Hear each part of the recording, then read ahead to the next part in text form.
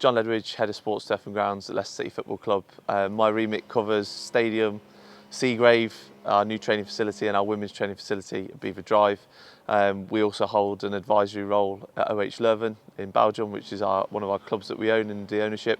And we also have an advisory role at King Power Polo in London.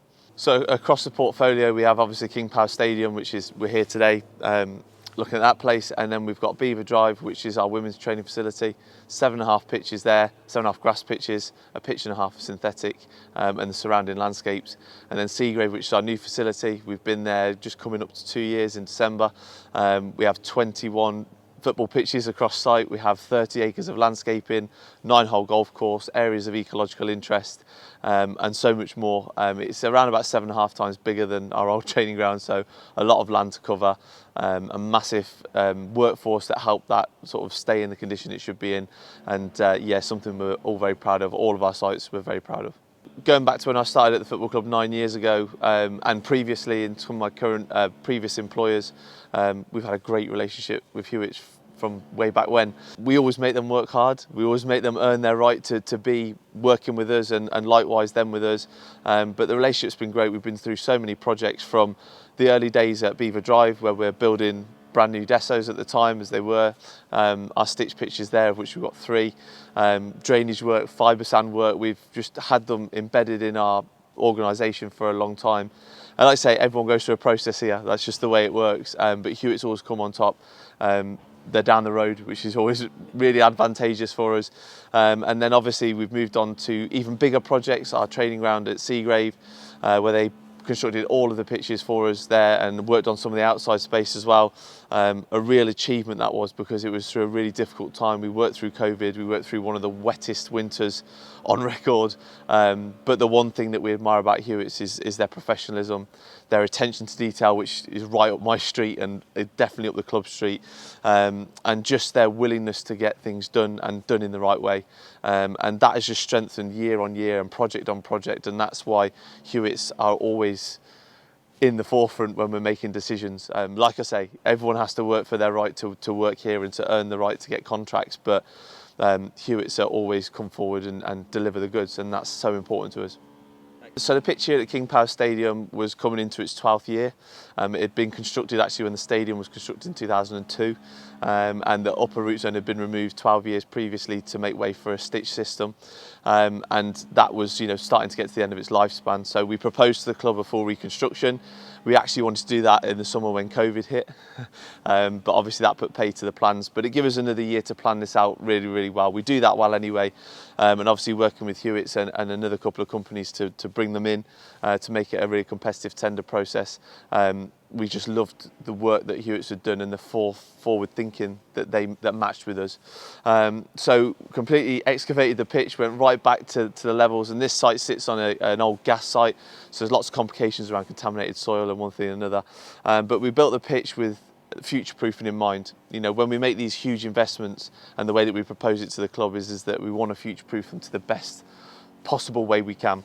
Also with an eye on ecology and sustainability, and that drove really the choice for us to go with Permavoid.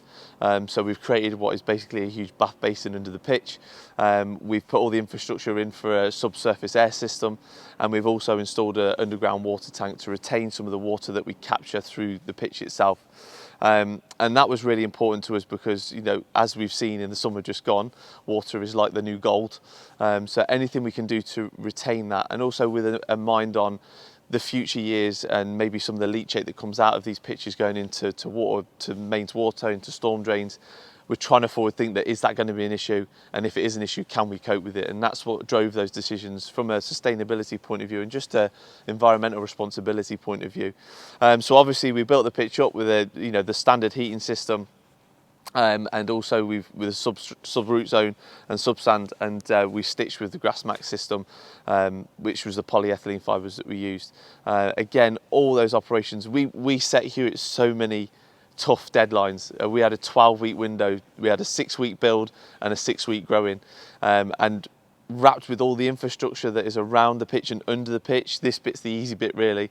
The external bit outside the pitch with irrigation, subsurface air system, the FAV system, the pop-up power, underground water tank, all that had to be completed in almost 5 weeks because we pulled a friendly in, which was really not helpful. But they did it, and as they always do, they always deliver for us. They deliver on time and they deliver with attention to detail. Also, part of our reconstruction project was another challenge for Hewitts is that we wanted to install the automated ball stop netting, something that had never been done. There was no previous design anywhere else, but for us it was really important from a health and safety perspective, from a staff efficiency perspective, certainly on a match day where that countdown to kick off is so tight, and the issues that we had around removing nets, removing poles in the middle of warm-ups when players are still kicking balls. We had so many issues wrapped around why we wanted to do this, and going back to the drawing board, it was literally we planted the idea with Hewitts and asked them what can we do, and that progressed into Lego. I know it sounds really simple, but it did. It was a Lego model that we're sort of trying to work. How does it work? How would the hydrostatic rams work? How would the net stay nice and tight? Because we didn't want it to look saggy in the middle. And all those things were starting to be drawn up on paper. And then over the process of the next year, Hewitts developed a prototype with their engineers, and that was at their yards in Leicester. So we'd often go and visit and sort of offer input and insight into how that would work or how it wouldn't work for us. And then it sort of accumulated with a final design, which is now installed, as you can see behind me, with the automatic ball stops. It was really important to us from a health and safety perspective, because what was happening on a match day, they started to introduce light shows. So we started taking these poles out, which is the standard for most clubs. We started taking these poles out in the dark, started dropping the nets in the dark, or the lights were flashing. But what we also have is a straggly amount of players that are still kicking balls towards the main goal as we're doing that. And my point when we proposed this to be installed is that if one of my guys is standing with a 5-metre pole in his hand, and just by accident a ball was to hit it, and it falls into the crowd, that could genuinely cause a fatality or serious injury. So it's not just something that we have to make us more efficient in that countdown to kick off, but what it does, it covers it from a health and safety perspective, and it is quick and it is efficient, and it keeps the crowd safe and keeps my guys safe.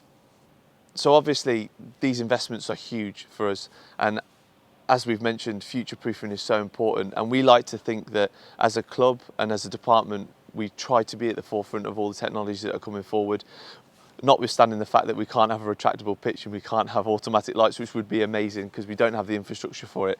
But where we can, we always try and be ahead of the game. And what we've got installed here, I think as and when we keep progressing those methods and those ideas that have come forward and they become proven, I like to think that the technology we've improved here and implemented here will become commonplace across the Premier League and even some of the leagues below that.